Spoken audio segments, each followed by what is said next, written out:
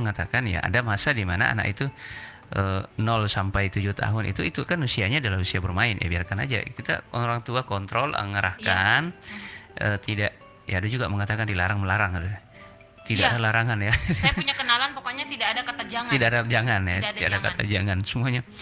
Tapi kan harus ada batasan. Berarti Betul. jangan ganti dengan bahasa lain. Belum boleh. Iya. Nah, misalnya ya, Iya. karena tidak mau pakai kata jangan, karena jangan itu biasanya satu, biasa anak tidak mau melakukan sama sekali, psikologinya langsung anjlok, tidak mau melakukan. Yang kedua, malah jadi penasaran. Iya. Nah, Makin dilaku-laku. maka dilarang makin penasaran, hanya Makin diam-diam, dilaku-laku. ya kan? Iya. Nah ini juga harus kita mulai dari situ, mulai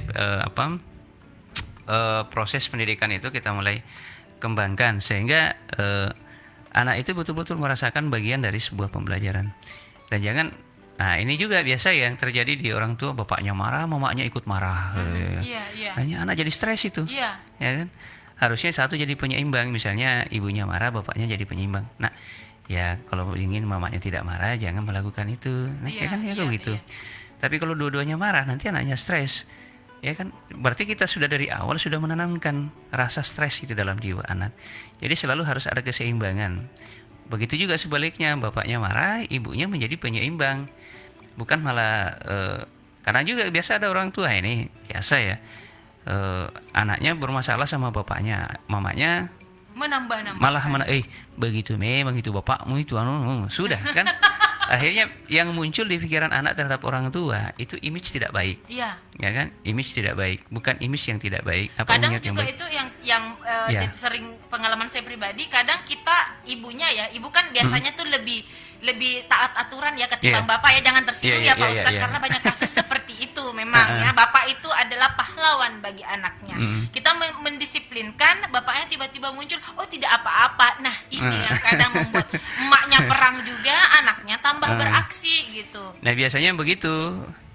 Makanya di situ perlu ada komunikasi. Iya. Anak dilarang tiba-tiba, kenapa anak begini? Iya. Jangan malah ikut-ikutan Iya. bapaknya. Bapaknya malah Sudahlah membiarkan. biarkan Iya. aja itu, ya kan biasa ya. Curhat ya saya.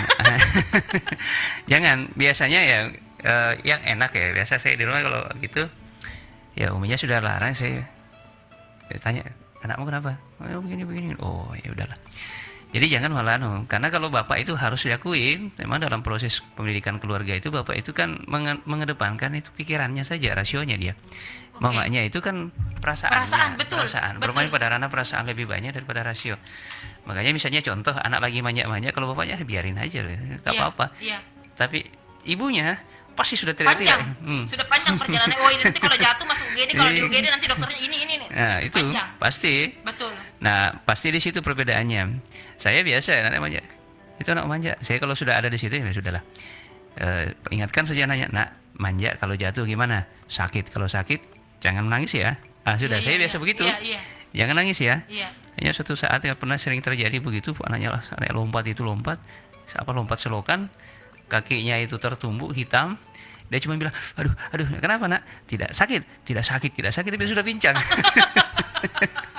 Sudah pincang. saya penasaran, saya kepo nih Pak Ustadz. Iya, iya. Saya lebih banyak sekarang, saya lebih banyak melihat, bukan mempelajari, tapi melihat banyak sekarang pakar-pakar parenting itu men-share tentang bagaimana tips parenting yang mereka pelajari, yang diajarkan secara pendidikan lah istilahnya seperti itu, metode, tetapi kurang sekali metode secara Islami Pak Ustadz gitu. Iya. Kenapa hal ini terjadi? Apa memang cara Islami terlalu radikal mungkin, terlalu keras mungkin, sampai tidak sepopuler tips parenting yang lain? Sebenarnya bukan tidak ini.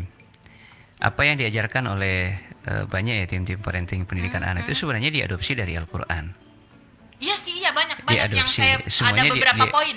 diadopsi dari Al-Qur'an. Yang kemudian secara sejarah keilmuan, ketika ilmu itu sampai di barat sana, lalu kemudian mereka sedikit modifikasi.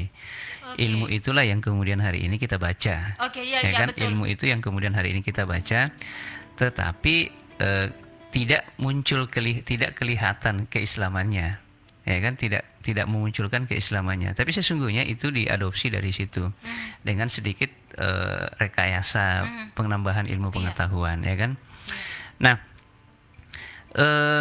contoh ya, Nah, ada saya pernah baca dan pernah juga saya dengarkan itu. Misalnya gaya pendidikan orang Yahudi, katanya mereka itu begitu anaknya lahir itu tidak pernah dibuat tidur apa itu terlentang, Oh, selalu tidak, tengkurap. selalu tengkurap. Nah, selalu tengkurap katanya. Kenapa? Alasannya apa? Karena dengan tidur terlentang itu kepala di bawah itu otak mereka itu tidak terasah dengan bagus, ya kan? Otak mereka. Tetapi secara Islam itu enggak. Saya melihat bahwa sesungguhnya proses pergerakan anak, ya kan? Proses pergerakan anak mulai dari tidur terlentang, kemudian belajar untuk kemudian tengkurap, kemudian merayap, kemudian merangkak, kemudian berdiri. Sesungguhnya itu adalah proses pembentukan fisik. Itu adalah proses pembentukan fisik bagi mereka, ya kan?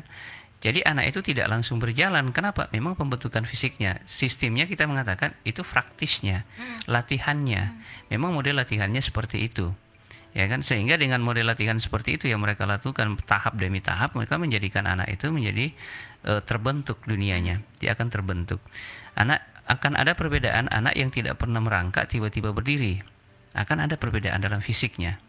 Ya kan, misalnya ada anak itu kok tidak, anak ini tidak pernah langsung duduk saja. Langsung duduk, iya. Ya kan ada yang langsung duduk, setelah duduk langsung berdiri jalan. Iya. Pasti secara fisik sesungguhnya ada satu fase dalam kehidupan yang mereka lampaui.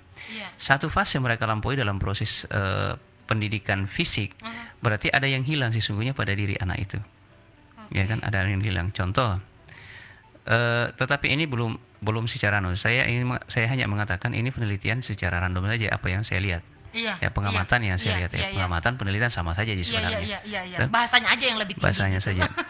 Saya memperhatikan ini meskipun masih sangat kecil ya, masih sangat kecil dan belum sampai pada kesimpulan akhir. Iya.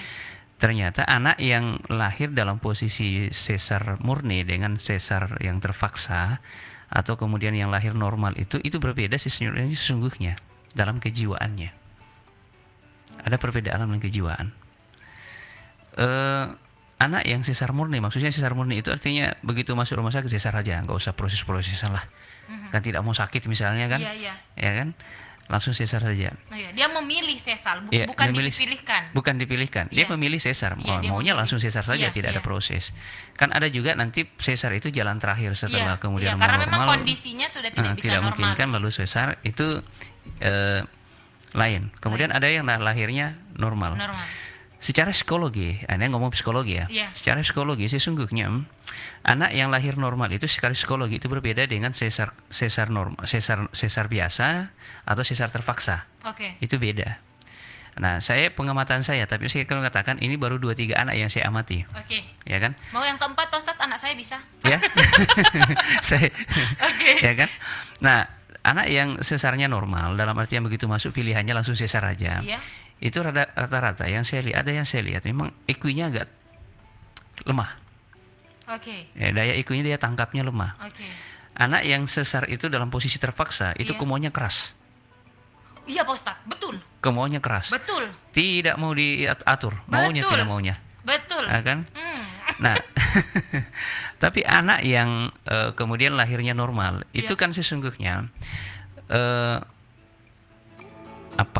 anak yang lahir normal itu ketika dia lahir melalui jalannya, pada posisi dia keluar melalui jalannya, pada waktu yang bersamaan itu saraf-saraf kepalanya itu dipijit, terpijit oleh jalannya. Iya. Ya kan, jalannya keluar itu terpijit oleh jalannya keluar.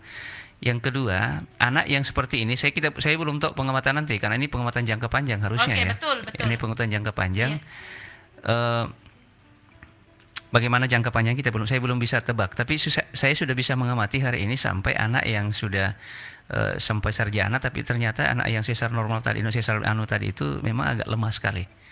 Nah, ternyata memang yang tadi sesar yang terpaksa tadi ini saya belum bisa melihat sejauh sampai hari ini ya, kita belum lihat endingnya, masih panjang perjalanannya dengan yang Nah, nanti apakah kemudian anak yang lahirnya dengan normal itu memang tingkat kemampuan dia menganalisa sesuatu, tingkat kesabaran dia itu lebih bagus.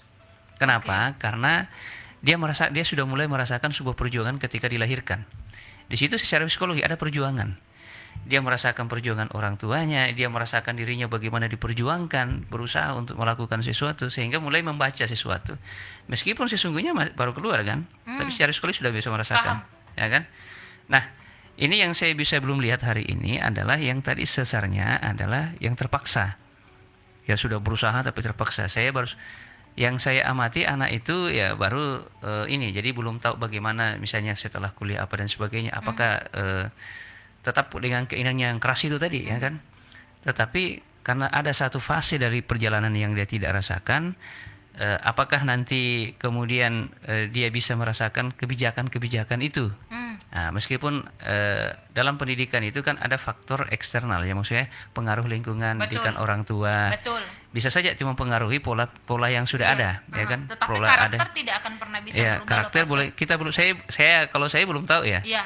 Karena pengamatan saya hari ini yang saya lakukan itu yang baru mau SMP ya. Nanti saya bantu Pak Ustadz. Saya juga punya satu sampel di rumah. Begitu. Nah, apakah kemudian nanti setelah dia berusia misalnya kuliah, kemudian selesai kuliah, apa dia tetap dengan karakter itu atau gimana? Nah, itu kita belum lihat. Saya belum punya nanti. Ditunggu kalau ya, di Pak rumah Ustadz. ada sampelnya bisa Ada diamati sampel. terus sampai sekarang. Diamati terus. Ya, Dari sampai sekarang sih memang kalau ditanya keras, ya keras. Iya. Keras. Dia Agak sulit memang. Begitu dia mau begini dia, harus begitu. Dia lebih ke arah beradu argumen. Ya. Mungkin karena saya mendidiknya juga suka beradu argumen, jadi dia bukan tipe yang anak yang nangis gitu, enggak. Kalau dia nggak mau, dia akan bilang saya mau begini gitu. Anak saya tipenya saya mau begini, dia akan memberikan penjelasannya, dia akan memberikan alasannya. Dia lebih jadi saya kayak sama dia tuh kayak teman gitu Pak Ustadz. Itulah ekspresi apanya? Ekspresi perjuangan dia ketika mau dilahirkan. Sudah menjadi gambaran dari ekspresi perjuangan awal dia secara psikologinya. Jadi karena dia sudah berjuang dengan keras tapi kemudian tidak bisa melalui jalan yang normal, terpaksa dia harus melalui jalan sesar misalnya. Ketika dia sesar, itulah tadi bagian dari jalan terakhir. Ada jalan pintas yang terpaksa kita lakukan. Iya, itu mungkin pembelaannya itu. dia ya. Nah, Pak Ustadz, kita tahan dulu. Ini asik sekali kalau saya ya. Nah, Anda jangan kemana-mana. Anda bisa bertanya juga, yang pengen bertanya bersama kita bisa ya di layanan 0811459969 atau di 28110. Lintas berita dulu untuk Anda di pukul 1 siang. Pukul 13 waktu Indonesia Tengah terkait larangan mudik Idul Fitri 2021, Polres Parepare akan mengadakan penyekatan di setiap perbatasan. Tribun Parepare.com memberitakan penyekatan tersebut akan dilakukan pada 3 titik perbatasan di kota Parepare, diantaranya yaitu perbatasan Parepare Baru, Parepare Pindrang, dan perbatasan Parepare Sidrap. Penyekatan tersebut akan dimulai pada 6 hingga 17 Mei 2021. Pemerintah Kota Parepare melalui Dinas Perdagangan terus bergerak mendistribusikan paket sembako pasar murah Ramadan ke kelurahan sasaran. Suaraya.news memberitakan Senin 3 Mei kemarin giliran Kelurahan Tirosompe dan Kelurahan Kampung Baru Kecamatan Baju Kiki Barat Parepare menjadi sasaran distribusi paket sembako pasar murah. Wali Kota Parepare Dr. Haim Taufan Pawe kembali melaksanakan sholat tarawih bersama masyarakat pada Senin malam 3 Mei kemarin. Suaraya.news memberitakan dalam sambutannya kembali Wali Kota Dr. Haim Taufan Pawe selalu mengingatkan pentingnya bersama-sama menjaga kondusif dan tempatnya beribadah di bulan suci Ramadan. Nantikan lintas berita 1 jam ke depan di 96,9 FM. Saya Sundari Ali.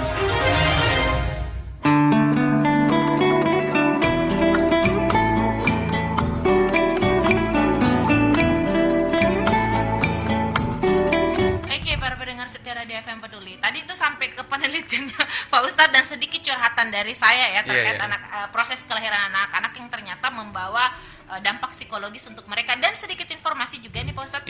Perbedaan proses kelahiran anak-anak juga menentukan daya tahan tubuhnya Pak Ustadz. Gitu. Jadi anak yang lahir sesar biasanya daya tahan tubuhnya lebih lemah daripada anak yang lahir normal. Biasanya itu menurut penelitian medis. Silahkan dilanjut Pak Ustadz. Sebenarnya kan kalau itu itu dipengaruhi dari proses awal. Iya, proses awal. Sekali lagi saya mengatakan yang normal itu kan dari awal sudah dipijit, diurut memang. Ya kan? Mereka sudah struggle memang di dalam kan. Ya, sudah dipijit, diurut itu kan ketika keluar kemudian kepalanya itu terpijit, kemudian punggung dan sebagainya. Makanya kan biasa anak-anak itu ketika lahir biasa ada diurut itu supaya meluruskan saraf-sarafnya, urat-uratnya dan sebagainya, tulang-tulangnya dan sebagainya. Nah, itu kan biasa yang terjadi yang demikian ini. Nah, itu tadi kita bahwa saya baru sebatas mengamati sampai itu tadi. Iya. Nah, ada yang saya sudah amati, sudah ini, lalu memang karena keterbatasan itu yang sesar normal itu tadi akhirnya ya begitu. Bagus sih sebenarnya secara fisik bagus, apa dan sebagainya bagus. Tetapi ternyata EQ-nya yang terbatas ya, EQ-nya yang terbatas. Nah, sekali lagi ini juga kita tidak boleh mengatakan ya sudah begitu memang Mi. Ya kan dalam membina generasi tidak bisa kita mengatakan sudah begitu memang Mi. Karena dalam pendidikan itu membina generasi itu sekali lagi ada psikologinya, ada kebutuhan-kebutuhan lainnya yang bisa kita masuki.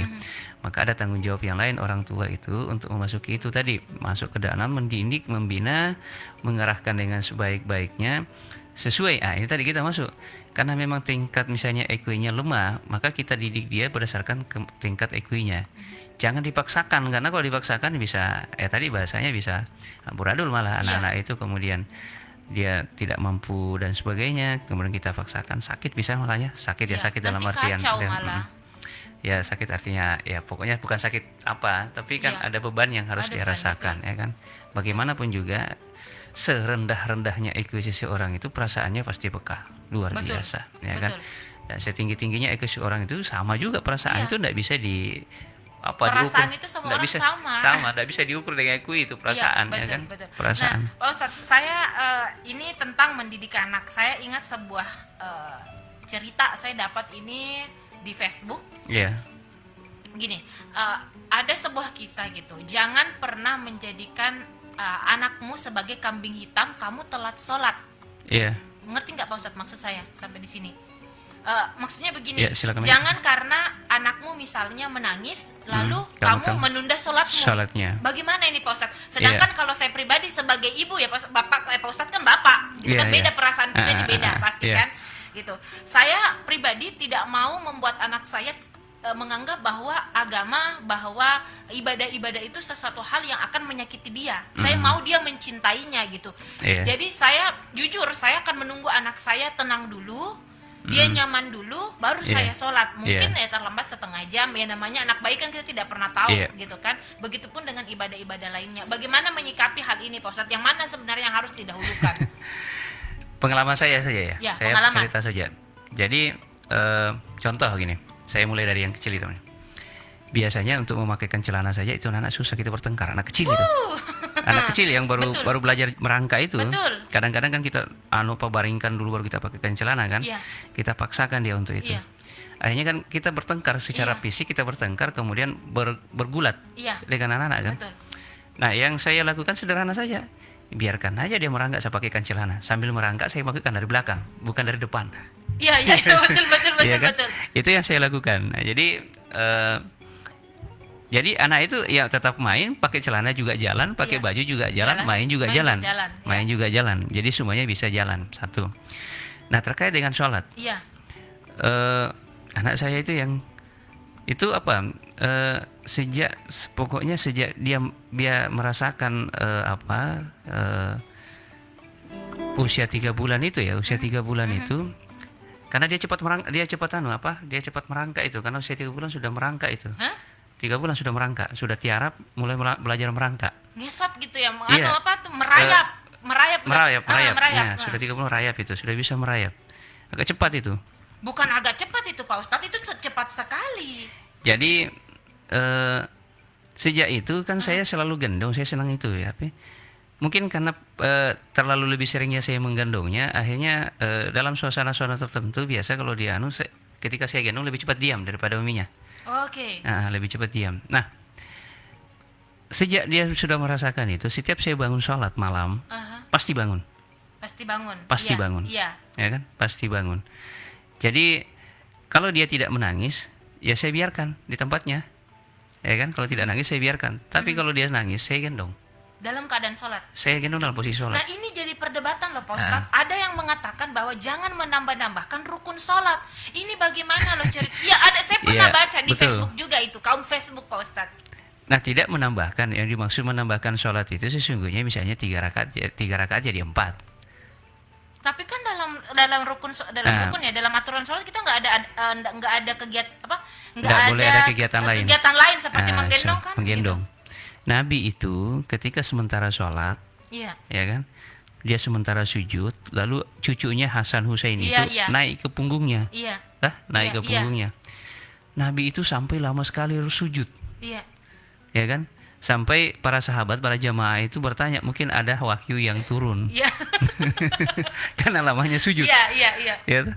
Nah, begitu selesai sholat, para sahabat nanya, ada wahyu yang turun ya Rasulullah sehingga lama sekali sujud? Iya. Saya bilang tidak.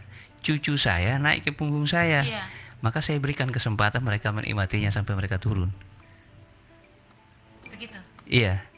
Jadi dia biarkan saja cucunya itu di punggungnya sampai dia turun, baru dia bangun dari sujud. Bisa dibayangkan kalau dia lama itu cucunya di atas Dua itu, lagi nih, ya Pak kan? Ustadz. Ya, Dua lagi ini. dua.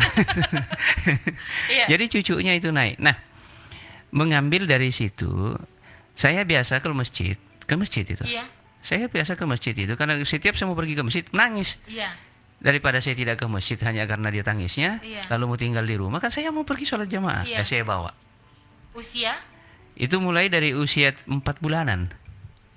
4 bulan. Oke, 4 bulan, saya sering bawa itu. Lanjut. Sholat 4 bulan, ikut. Karena kalau saya pergi, dia nangis itu. Iya. Jadi saya bawa, udahlah, saya gendong ke masjid. Sampai sekarang itu alhamdulillah, kalau saya tidur, Iya. azan orang, langsung datang. Ya dia cium dulu saya bibi saya. Abi, azan orang. Biasa saya pura-pura tidak mau dengar. Iya. Kalau saya sudah pura-pura lompat itu di perutku. Abi, azan orang. Soalnya, Iya, iya, iya, iya, iya. Iya. itu kan, itu saya mulai dari situ. Nah mulailah. Jadi saya bawa pergi sholat. Kalau sampai di masjid dia tertidur, saya letakkan, saya sholat. Kalau dia terbangun, saya gendong dalam posisi sholat. Ketika misalnya saya ruku, ya satu tangan ruku, satu menggendong. Tapi pada posisi saya sujud, saya letakkan. Itu saya It's letakkan. okay sebenarnya itu. Iya. Tidak Membatalkan apa-apa. Kan saya tetap konsentrasi, saya tetap fokus pada sholat saya sambil menjalankan itu. Oke. Nah, kalau kemudian khusyuk diterjemahkan tidak merasakan apa-apa, kan Nabi ketika sujud dinaiki cucunya kan tahu dia bahwa cucu saya naik. Berarti dia tahu bahwa ada sesuatu yang naik. Iya. Nah, itu yang dilakukan. Pada konteks lain, misalnya suatu saat Nabi memimpin sholat, tiba-tiba ada anak menangis di rumah. Iya. Nabi percepat sholatnya. Iya. Jadi bukan sholat itu dipercepat dalam artian singkat, tidak. Iya. Jadi bacaannya dipersingkat. Iya, betul. Bacaan dipersingkat. Setelah itu karena anak itu sementara menangis. Iya. Berarti ada peringatan, Nabi sudah memberikan contoh tentang makna mendidik anak dan memperhatikan anak. Nah, saya Jadi di situ. punya pertanyaan lagi Iya. Pak Ustadz ini. Bagaimana seharusnya kita kan bulan Ramadan ini yang anak saya sih nggak kecil-kecil amat, masih udah 5 tahun, hampir 5 tahun Iya. gitu ya. Saya bawa ke masjid, lari-lari Pak Ustadz. Saya tidak mau ke masjid, rindu juga sholat berjamaah. Dibawa ke masjid, kadang putar, kadang lompat, kadang pokoknya ya namanya anak-anak gitu. Ada juga yang mengatakan lebih baik kita sholat di rumah saja. Tapi kan kalau tidak diajarkan ke masjid, ya bagaimana mereka bisa mengenal ini Pak Ustadz? Mengenal agamanya, mengenal masjidnya gitu. Anaknya laki-laki ya? Perempuan. Oh, perempuan.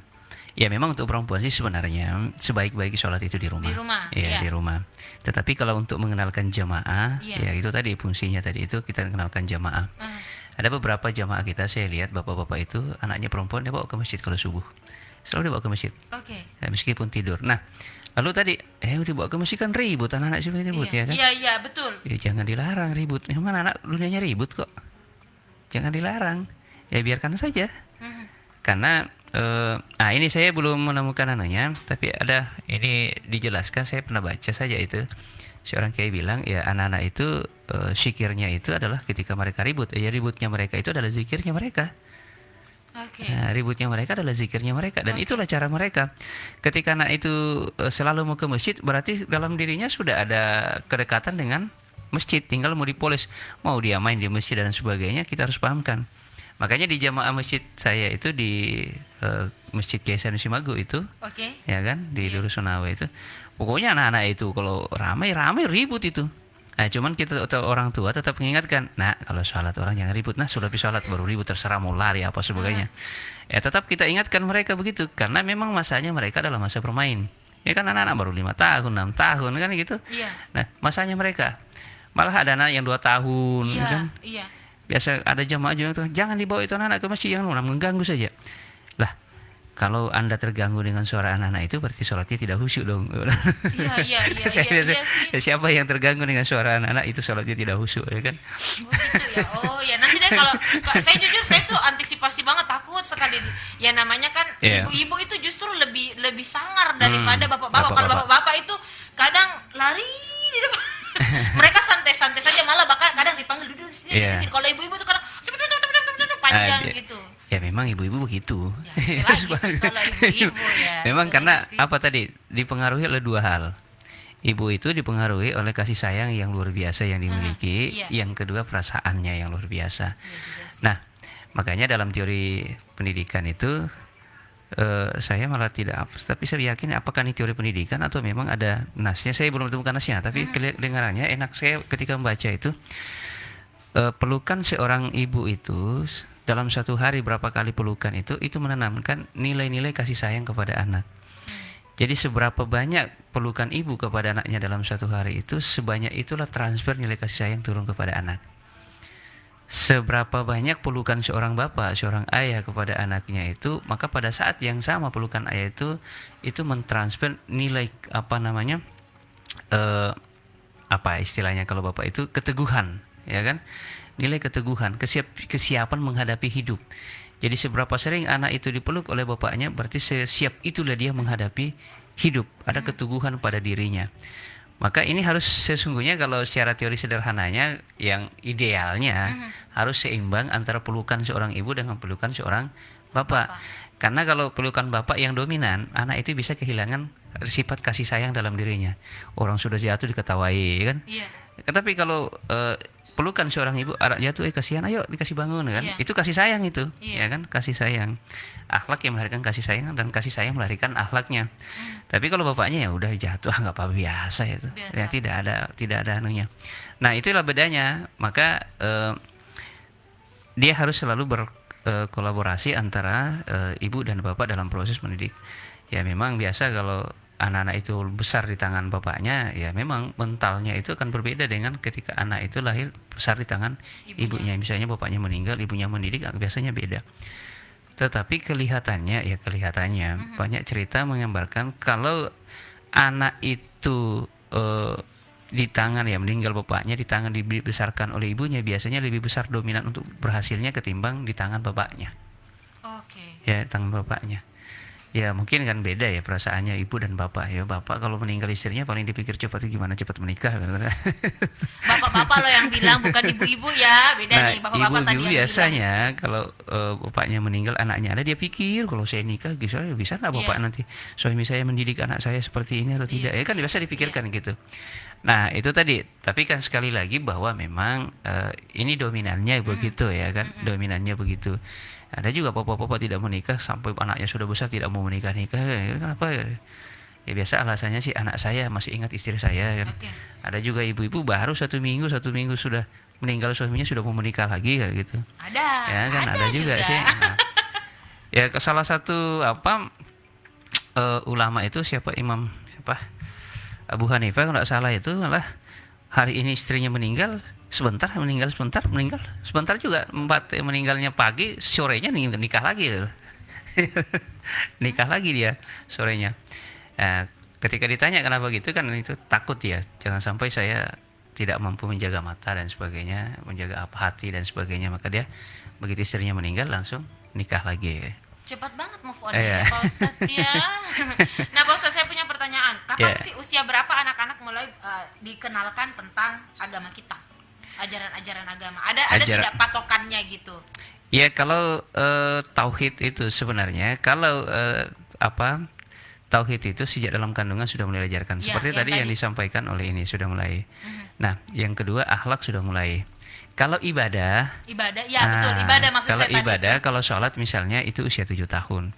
Makanya hadis Nabi mengatakan tapi bukan mengenalkan. Kalau mengenalkan sejak dia sudah bisa tahu, ya kenalkan aja Iya, sholat iya, apa kayak dan sebagainya. dibawa ke masjid, Ya, kayak dibawa tadi ke masjid, yang ya, cerita itu. Pak Ustadz ya. Tapi kalau sifatnya sudah mulai menekankan itu usia 7 tahun. Menekankan dalam Ya, artian. sudah menekankan artinya sudah menyuruh. Maka hadis Nabi mengatakan suruh anakmu sholat pada usia 7 tahun, 10 tahun tidak sholat pukul. Ya, tapi kalau mengenalkan sejak dini, ya seperti tadi yang saya melakukan itu sejak dini, selalu bawa ke masjid sampai sekarang alhamdulillah. Jadi itu tadi mudah-mudahan ya. Amin. Saya insya Allah juga mudah-mudahan. konsisten Ya. ya, tadi bahasanya harus konsisten, Betul, harus konsistensi. istiqamah kita. Iya. Ya kan? Meskipun tadi itu kadang-kadang ngamuk tidak ke masjid, padahal saya menjelaskan itu supaya ada waktu-waktu tertentu tidak orang mesti ke masjid. Misalnya hujan kan. Nah Eh, itu ki- kan tapi dia itu- otaknya karena sudah konsisten Iya. jadi terformat. Memang anak-anak Terformat. itu gampang sekali loh, mereka tuh jadi kayak Ah. ikut terus gitu. Ikut. Polanya akan terus seperti itu mereka. Dan itulah yang terjadi. Akhirnya kadang kita, tapi itu tadi perlahan-lahan. Mhm. Karena saya kasih contoh gini, saya kan nggak bisa kita cerita yang lain ya. Contoh, anak saya dulu penakut ya kan, Oke. penakut. Karena penakut lalu dicoba diajarkan satu, tidak boleh itu orang takut sama manusia sama apa, hanya takut sama Allah saja. Mhm. Apa yang muncul? Orang lain biar orang besar apa ini dan sebagainya, apa bahasa kita mah cubi-cubi, dia main itu, Iya. sudah dilawan semua. Nah, Ya. itu juga sekarang pekerjaan beratnya adalah Iya. menanamkan menghormati orang yang lebih tua. besar, orang yang lebih tua. Ya saya mengajarkan sederhana saja. Kalau yang lebih tua panggil kakak, Iya. kalau adik panggil adik, jangan panggil namanya. Terus yang itu ya misalnya jangan kau panggil kita. Itu kan mengajarkan itu. Iya. Ya Dan kan? butuh konsistensi ya para itu butuh. pendengar. Betul Ya. ya kan? Di- Pekerjaan paling banyak tantangannya tuh mau jadi orang tua Pak Ustadz. Di rumah juga meskipun menangis dipanggil, kenapa ya nona ya, iya juga, nangis juga iya juga, marah juga masih iya juga kan, masih iya juga, sudah marah masih iya juga. Masih iya juga Artinya masih bagus karena masih bisa, sudah marah juga masih, biasanya kan anak ya. Iya. tapi sudah marah masih iya Mhm. ya kan, masih kita dan sebagainya. Jadi itu sudah harus memang, tapi tadi itu konsistensi kita memang Konsistensi. untuk, karena sekali saja kita tidak aneh sudah Iya. amblas buyar semua, Betul. ambiar semua katanya. Nah, Pak Ustadz, saya punya satu pertanyaan terakhir sebelum Iya. kita undur diri. Kita selesai ya. Bagaimana Islam menyikapi keinginan, terkait keinginan anak? Kan terkadang kalau secara keilmuan psikologi, keilmuan parenting gitu ya, ilmu parenting itu, kalau anak punya mau ada rumusnya gitu kan. Tapi kan itu sudah banyak sekali beredar. Saya Iya. ada yang bilang begini, ada yang bilang begitu. Kalau Islam bagaimana gitu? Kalau misalnya contoh anak mau mainan, misalnya bagaimana Islam menyikapinya? Ya, saya mencoba menjabarkan saja karena ada dunia kebebasan anak. Ya, Oke. dunia kebebasan anak itu ya seperti saya di dalam anak itu 0 sampai 7 tahun itu kita bebaskan dia. Oke. Jadi pada saat itu meskipun ada rem, Ada rem ya. ada rem. Ya, rem ini kan bukan menyetop kan sepenuhnya iya, kan. iya. Kadang-kadang rem ini tidak menyetop sepenuhnya. Karena bagaimanapun rem pasti suatu saat kita lepas lagi, ya kan. Jadi meskipun ada remnya, kita lepas, meskipun ada kebebasannya tapi tetap ada remnya. Jadi misalnya mau beli sesuatu. Iya, contoh. Nah, contoh saya bayangkan aja di awal Ramadan itu ya lumayan itu. Baru 3 puasa ini sudah, kalau berhitung ya ini sudah 150.000 ini. 3 puasa ini. Mainan saja. Karena terlanjur uminya, baru diajari puasa, kalau puasa besok sampai umi belikan ini. Ya kan kadang-kadang kita harus jadi kalau ada kesepakatan antara anak dan ibunya misalnya, bapaknya jangan bantah. Bapaknya jangan Bapaknya bantah. jangan bantah, sedia dananya Nah, saja. jangan gitu. bantah. Jadi biasa langsung bilang, anak itu kemarin, iya Umi sudah janji ya Bi. Saya bilang, iya oke. Kalau begitu Umi sudah janji, iya oke. Karena saya tidak bisa bilang, tidak boleh kan, tidak Iya, boleh. betul. Karena begitu saya mengatakan tidak boleh, berarti ada kesepakatan yang terlanggar. Maka oke. Nah, nanti berikutnya uminya bilang, stop dulu ya. Nah, nanti kita lihat perkembangan puasanya. Kalau puasanya sampai alhamdulillah kan sampai tadi masih puasa, tapi meskipun tidak full ya. Iya. Ya, puasanya sampai tadi masih puasa tapi tidak full. Nanti malam ke ini lagi ya baru beli. Mulai dikurangi kan, sedikit dikurangi. Yang awalnya 3 hari pertama pokoknya tiap hari harus ada. Ya kan? Nah, hari kedua, hari keempat, 5, itu sudah mulai. Nanti 2 hari ke depan lagi diuji puasanya nanti apakah puasa hari ini besok. Iya. Uminya sudah kasih aturan lagi. Iya. Akhirnya kan ya saya ikut saja karena uminya bikin kesepakatan. Sekali lagi saya tidak mau membatasinya, saya tidak mau bantah itu kesepakatan dia yang harus dijaga karena kalau saya tidak jaga, itu tadi konsistensinya tidak berjalan. Betul, kan, konsistensinya tidak berjalan. Ya oke, masuk. Nanti kalau misalnya ada yang tidak sepakat, bukan tidak sepakat langsung sampaikan sama anaknya di depan mereka berdua, enggak, paling anaknya pergi main. Saya kasih tahu uminya, itu kan itu harus di ini. Iya. Coba pikirkan sedikit itu. Oh iya nanti dia. Iya. Jadi mereka tidak melihat ya, anaknya tidak melihat bahwa kita berbantahan ya. Iya. Usahakan jangan lihat anak-anak Di berbantah, belakang apalagi kita argumenan gitu. apalagi marah-marahan kan gitu. Iya. Nah ini yang harus kita perhatikan. Jadi tetap ada kebebasan yang kita kasih, tetapi tetap ada rem-rem yang harus kita batasi. Jadi Siap. diskusi-diskusi. Nah, kecuali kalau anak itu sudah 7 sampai 14 tahun, 7 14 itu 7 sampai 14. itu memang kewenangan kita di situ sepenuhnya. 7 14 tahun itu bapaknya yang dominan. 0 sampai 7 tahun ibunya yang dominan.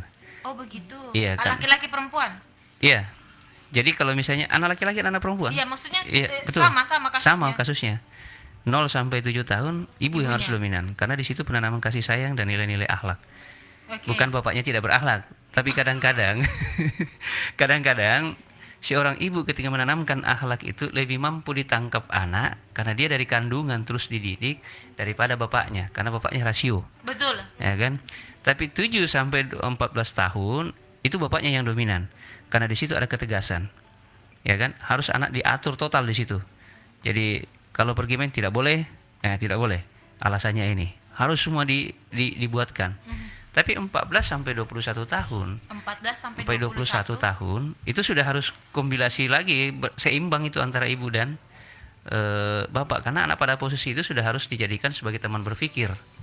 Ya kan, teman berpikir. 21 disitulah biasa saya ingat ibu saya waktu usia saya masuk di SMA saja sudah diingatkan, nak, ya kau itu kalau mau kau jadi orang baik ya baik, kalau mau kau tidak baik terserah kau. Tapi ingat, silahkan kau mau bikin apa, tapi hidupmu akan kau rasakan sendiri. Waktu itu berpikir juga saya, dia gimana ini, yang dulu rambut selalu gini apa macam. Nah itu tadi, nah itulah jadi proses-proses yang harus kita lakukan dalam pembinaan. Oleh sebab itu pendengar sekalian, tugas kita dalam mendidik generasi muda ini tidak sesuatu yang berat. Karena ada 3 faktor yang harus kita perhatikan, baik secara formal, informal, dan non formalnya. Peran keluarga sangat luar biasa, peran masyarakat sangat luar biasa, dan kemudian lingkungan di mana dia berada sangat luar biasa, termasuk pendidikan. Formal ini juga memiliki peran yang penting. Tetapi sesungguhnya kita tidak boleh memilah bahwa saya lebih cenderung kepada pendidikan formal anak, karena sesungguhnya ketiga sistem pendidikan ini adalah sesuatu yang berjalan beriringan. Ya kan, pendidikan informal banyak menanamkan akhlak, kemudian pendidikan formal itu mengisi tentang IQ-nya anak, kognitifnya anak, sementara non formal itu mengisi tentang psikomotoriknya anak, ya kan, psikomotoriknya anak. Nah, usia 7 tahun sampai 14 tahun itu secara totalitas saya mengatakan itu peran bapak lebih banyak, dan disitulah penguatan nilai-nilai tauhid, nilai-nilai tauhid, dan kemudian diajak anak untuk memahami alam sekitar kita, kondisi masyarakat kita, seperti yang dilakukan Luqman kepada anaknya, langsung mengajarkan langsung. Yang kayaknya pernah cerita, di TV Peduli saya ingat itu, saya pernah sampaikan bagaimana Luqman mengajarkan anaknya, diajak jalan-jalan, pertama naik keledai, anaknya di atas, bapaknya di bawah, orang bilang itu anak kurang ajar kan gitu. Terus bapaknya di atas, anaknya yang tarik, bapaknya, orang lain bilang, nah itu orang tua tidak paham anaknya kan gitu. Terus sama-sama lagi naik keledai, orang bilang, coba itu orang tua tidak punya perikemanusiaan, keledai begitu kecil dinaiki 2 orang kan gitu. Lalu yang keempat, ambil lagi yang keempat, sudah sama-sama dituntun saja itu keledai, tidak ada yang naiki. Orang bilang, bodohnya ada keledainya tidak mau naik. Berarti ini adalah satu pola pendidikan bahwa apapun yang kita lakukan, kadang kita paham tapi kadang orang lain tidak paham. People always find something to say. Betul. Bagaimana Pak Ustaz? Bukan, betul. Orang akan selalu mengatakan sesuatu apa yang mereka menemukan lihat, sesuatu untuk mereka komentari. Jadi inilah yang harus kita telaah, bahwa kadang-kadang kita harus tutup telinga dengan pandangan orang, tetapi tidak boleh menafikan apa yang orang lihat, apa orang sampaikan kepada kita. Ya kan? Ya ada pepatah, apa anjing menggonggong kafilah berlalu. Ya, pada satu sisi kadang-kadang itu kita pakai, tapi pada satu sisi kita harus selalu introspeksi diri kita. Saya pikir ini sekali lagi bahwa generasi ini adalah tanggung jawab kita semua. Mudah-mudahan kita menjadi orang-orang yang bisa mencetak, mendidik, ya, membina generasi kita sebagai harapan bangsa ke depan, harapan agama kita. Dan insya Allah kalau ini kita lakukan, insya Allah bangsa agama kita akan sampai pada titik kejayaan. Demikian, terima kasih banyak pendengar sekalian yang dimuliakan oleh Allah. Mohon maaf atas segala kekurangan, terima kasih banyak atas segala perhatian. Hadanallahu wa iyyakum ajmain. Assalamualaikum warahmatullahi wabarakatuh. Waalaikumsalam warahmatullahi wabarakatuh. Dan saya undur diri para pendengar. Terima kasih sudah mendengarkan Utami. Assalamualaikum warahmatullahi wabarakatuh dan sampai jumpa. More music and news from 96.9 FM Radio Peduli Parepare. Health and smart information. Like rock favorites 96,9 FM Radio Peduli Parepare. 96.9 Informasi sehat dan cerdas. Dari kawasan representatif Jalan Panorama nomor 3, 96,9 FM Radio Peduli, Peduli Parepare. Saluran tepat informasi cerdas dan sehat. Pendengar, mari kenalan lebih dekat dengan kami. Klik tombol like di Facebook fanpage Radio Peduli 96,9 FM dan live streaming di rpp.com.